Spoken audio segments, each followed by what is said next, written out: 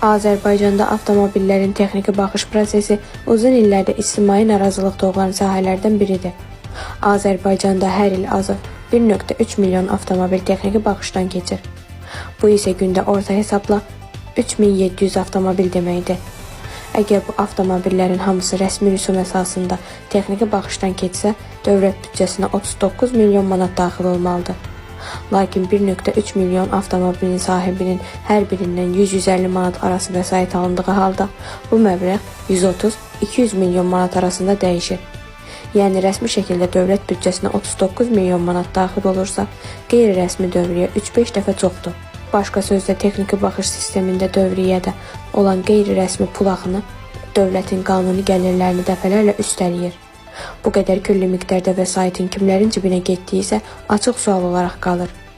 İqtisadçı Natiq Cəfərli Azpolitikaya açıqlamasında bildirib ki, Azərbaycanda texniki baxış prosesi olduqca formal xarakter daşıyır və bu sahədə ciddi problemlər mövcuddur.